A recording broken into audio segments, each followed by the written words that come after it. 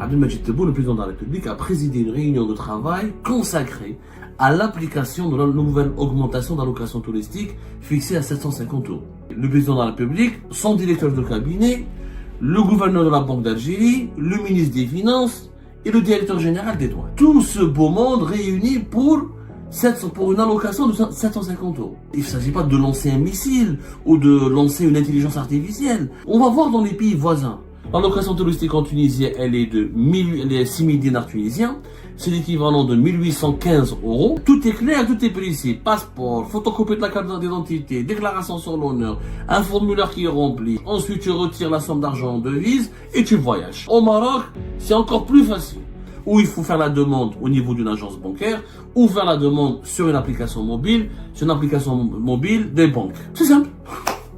Ensuite, on te donne, les banques au Maroc, ils te donnent deux possibilités. La dotation touristique au Maroc, elle est équivalent de 10 000 euros, ou elle sera créditée sur la carte bancaire, directement créditée sur une carte bancaire, ou la banque, elle peut te remettre en espèces. Mais ça, pour remettre en espèces, il faut aller vers le guichet d'une banque marocaine. Ça marche très bien chez les voisins. C'est pas du tout une complication chez nos voisins. Le lundi 10 février 2025, Abdelmadjid Tebboune, le président de la République, a présidé une réunion de travail consacrée à l'application de la nouvelle augmentation d'allocation touristique fixée à 750 euros. Une réunion de travail. Alors, l'annonce de, normalement, l'entrée en vigueur de cette nouvelle allocation touristique, elle devait avoir lieu au début de l'année 2025. Abdelmadjid Tebboune a fait cette annonce qualifiée d'heureuse, d'enthousiaste, de bonnes nouvelles par les Algériens et les Algériens qui avaient l'habitude d'avoir une allocation touristique de moins de 100 euros. Donc pour eux, forcément bénéficier d'une allocation touristique de 750 euros, c'est un magnifique événement, c'est un heureux événement. Mais voilà, on ne connaît pas comment ça sera appliqué, il n'y a que des rumeurs, il n'y a que des spéculations. L'ancien ministre des Finances, il a été relevé de ses fonctions, et de cela, c'était la semaine dernière. Nous sommes le 10 février 2025 et pour le moment, aucune visibilité, aucune certitude, aucun dispositif réglementaire précis, aucun texte d'application qui nous informe comment les Algériens et les Algériens vont bénéficier réellement de ces 750 euros. Cette réunion, présidée par Abdelmadjid Tebboune, il y avait le président de la République, son directeur de cabinet, le gouverneur de la Banque d'Algérie, le ministre des Finances et le directeur général des douanes. Tout ce beau monde réuni pour une allocation de 750 euros. Franchement, est-ce que c'est sérieux? Je crois que le président de la République a d'autres tâches à accomplir. Pourquoi l'emmerder, lui faire perdre du temps, alors que cette nouvelle allocation touristique aurait pu être pilotée facilement par la Banque d'Algérie. La Banque d'Algérie et le ministère des Finances ont largement les prérogatives, ont largement normalement, ils sont censés avoir largement les compétences et les capacités puisqu'ils ont les prérogatives, la loi leur confère la mission d'appliquer les directives du chef de l'État et de réglementer et de veiller ou de superviser ce qu'on appelle la réglementation d'échange et donc de mettre en place un décret d'application qui permettra aux Algériennes et aux Algériens d'avoir enfin cette allocation touristique. Je rappelle que l'ancien texte qui régit l'allocation touristique, qui date du 28 août 1997, il est relatif, on parle de droit de change pour les voyages à l'étranger, il a été signé par le gouverneur de la Banque d'Algérie. L'allocation touristique ne nécessite pas l'intervention du chef de l'État. C'est ce que je veux vous expliquer. C'est pas un dossier sensible, c'est pas un dossier extraordinaire, c'est pas quelque chose qui relève il s'agit pas de lancer un missile ou de lancer une intelligence artificielle. Au moment où à Paris il y a le sommet mondial sur l'intelligence artificielle, au moment où les chefs d'État, les dirigeants du monde entier s'interrogent sur l'avenir du monde face aux évolutions technologiques que génère ou auxquelles nous expose l'intelligence artificielle, en Algérie, on fait une réunion avec le chef de l'État, directeur de cabinet, plusieurs responsables pour une allocation de 750 euros. C'est pas sérieux. Franchement, Tebboune, on lui fait perdre son temps. Abdelmadjid Tebboune, donc président de la République, il a d'autres chats à fouetter. Il a d'autres préoccupations. Il est censé, lui, en tant que président, il a donné l'objectif. Il a dit, voilà, je veux une allocation touristique à 550 euros. Normalement, des comptes rendus, des rapports lui sont rapidement transmis par la Banque d'Algérie, par le ministère des Finances sur comment on peut appliquer cette allocation touristique. C'est très simple. On va voir dans les pays voisins. C'est-à-dire qu'il faut pas aller, on va pas se comparer à d'autres pays. On va pas aller très loin. On va pas aller dans les pays de l'Europe occidentale, ou les pays de l'Europe de l'Est, ou de la rive nord de l'hémisphère nord de la planète. On va juste dans nos voisins. Vous allez voir comment chez nos voisins, l'allocation touristique, elle est très simple. Elle s'appelle la dotation touristique. C'est pas une allocation, parce que là-bas c'est une dotation touristique. La différence est un peu de taille. La dotation, ça veut dire que l'État te réserve le droit d'utiliser par an et une fois par an, durant une année, tel montant en devises pour financer tes voyages à l'étranger, tes dépenses à l'étranger. L'allocation, c'est l'État qui te donne, c'est un don de l'État. C'est-à-dire que c'est un service que l'État te rend. Alors que la dotation, c'est que les États gagnent, le pays gagne, ils ont des économies, ils gagnent des devises. Ces devises reviennent dans les caisses de l'État parce que les États les utilisent pour financer des politiques publiques ou les importations des produits de première nécessité, ou le développement du pays. Mais en tant que citoyen, puisque le citoyen participe à l'économie nationale, à l'effort national en développement économique ou à l'effort de développement national, on lui donne une partie des devises que l'État gagne ou que l'État encaisse grâce à ces taxes ou à la fiscalité qui est appliquée sur les exportations et sur les activités économiques qui génèrent les devises. Donc, dans les pays voisins, par exemple, en Tunisie, voilà, c'est un pays en très grande difficulté économique, qui a traversé beaucoup de crises des politiques depuis 2011. L'allocation touristique, on n'a pas vu un président tunisien s'impliquer ou là, être obligé de s'impliquer ou faire des réunions. Elle est très simple. L'allocation touristique en Tunisie, elle est de 6 000 dinars tunisiens. C'est l'équivalent de 1815 euros. Elle est fixée à 6 000 dinars tunisiens. Pour les enfants âgés de moins de 10 ans, elle est fixée à 3 000 dinars tunisiens.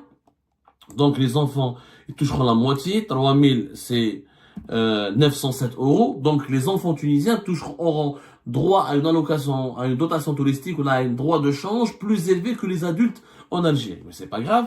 Comment peut-on bénéficier de cette allocation touristique en Tunisie? Elle est très simple.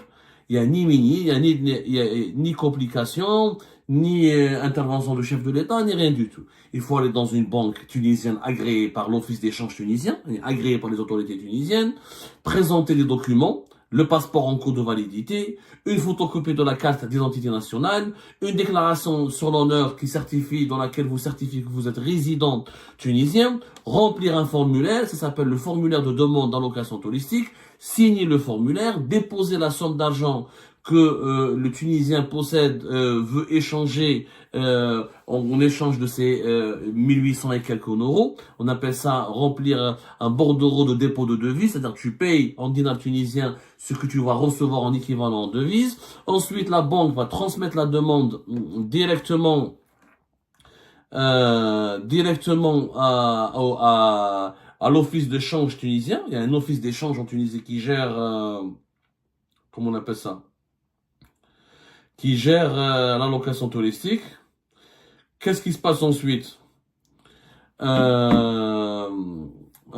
L'office d'échange va envoyer une notification par courrier électronique pour confirmer à la Tunisienne et aux Tunisiens l'acceptation de sa demande et il va lui délivrer une attestation de change.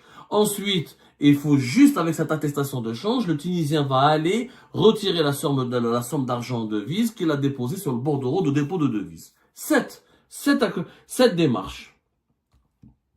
Cette démarche très simple. Mais tout est clair, tout est précis. Passeport, photocopie de la carte d'identité, déclaration sur l'honneur, un formulaire qui est rempli. Tu déposes de l'argent en dinars tunisiens et tu signes et tu récupères un bordereau de dépôt de devise. La banque transmet à l'office d'échange tunisien. L'office d'échange va répondre par une notification et une attestation de change. Ensuite, tu retires la somme d'argent en devise et tu voyages. À la douane, en Tunisie, il faut juste présenter la fameuse attestation de change délivrée par l'office d'échange, qui doit être datée de 15 jours avant le départ vers l'étranger. Et c'est réglé. Et voilà comment les Tunisiennes et les Tunisiens ont l'équivalent de 1800 euros par an, utilisable une fois par année, pas une fois par année, utilisable durant toute l'année civile.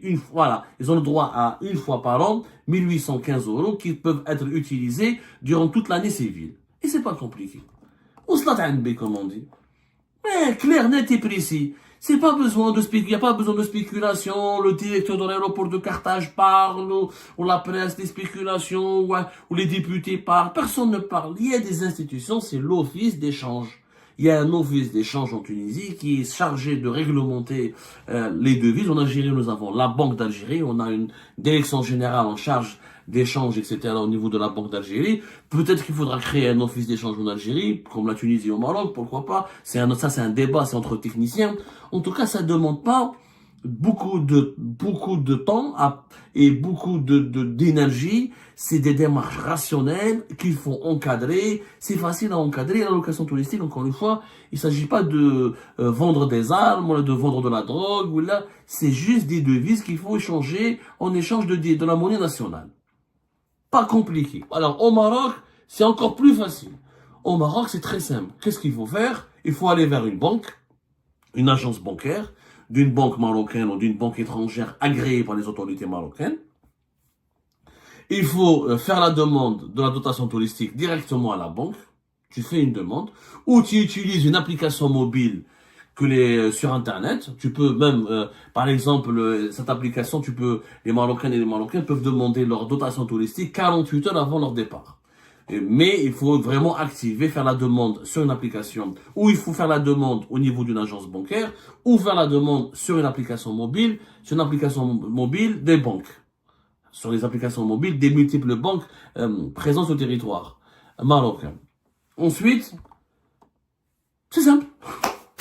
Ensuite, on te donne, les banques au Maroc, ils te donnent deux possibilités, ou la location touristique, la dotation touristique au Maroc est équivalent de 10 000 euros, ou elle sera créditée sur la carte bancaire, directement créditée sur une carte bancaire, c'est-à-dire que tu peux récupérer tes devises, l'équivalent de tes 10 000 euros sur la carte bancaire, une carte bancaire internationale, avec laquelle tu peux voyager, aller à l'étranger, ou la banque, elle peut te remettre en espèces.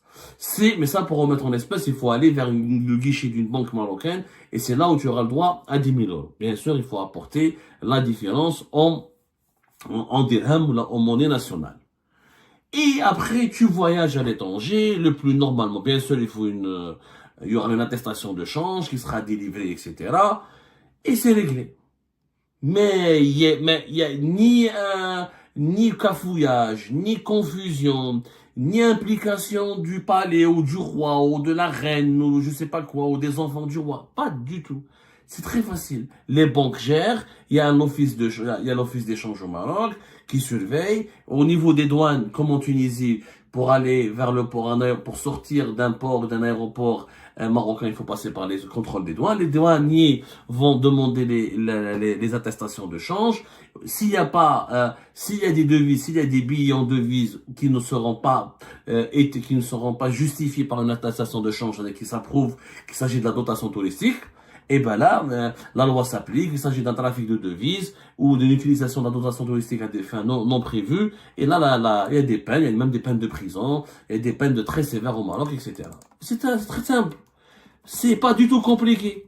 En Algérie, on est en train de la compliquer. On a dit les 750 euros, on est en train comment on appelle ça? On est en train de lui donner une dimension politique. Ardina a quelque chose, on dirait, qui relève quelque chose de merveilleux, quelque chose d'extraordinaire. Ça n'a rien d'extraordinaire. Ça n'a strictement rien d'extraordinaire. Mais vraiment, je suis étonné pourquoi il y a autant de polémiques, autant de pertes de temps. Maintenant, comment on va financer cette allocation touristique? Est-ce que le pays a suffisamment d'argent? Est-ce que l'Algérie peut se permettre une allocation touristique à 750 euros? Ça, c'est autre chose. Ça, ça n'a rien à voir. Ça n'a absolument rien à voir. C'est un autre débat. C'est un débat entre financiers, économie, etc. On peut s'interroger, bien sûr, sur la capacité actuelle de l'Algérie à offrir 750 euros. On a déjà expliqué pourquoi l'Algérie n'offre pas une allocation touristique extrêmement élevée par rapport à d'autres pays, parce qu'en Algérie, il y a les transferts sociaux.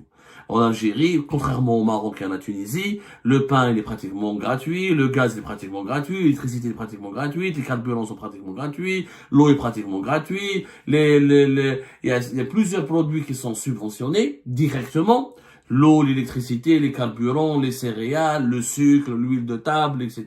C'est pas le cas de la Tunisie et du Maroc. Ils n'ont pas autant de subventions sociales que l'Algérie. L'Algérie dépense plus de 35 à 36 milliards de dollars, pratiquement une trentaine de milliards de dollars, en tout cas, rien que dans les subventions sociales, directes et indirectes, parce que le logement social est subventionné en Algérie, la santé elle est subventionnée directement, il y a plusieurs prestations de services publics en Algérie qui sont subventionnées, ce qui n'est pas le cas au Maroc et en Algérie et en Tunisie.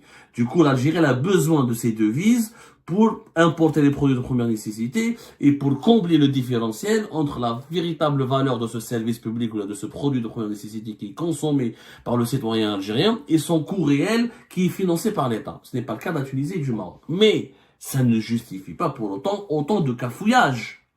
Ça ne justifie pas pour autant toutes ces polémiques interminables, toute cette confusion maladive autour de la location touristique en Algérie.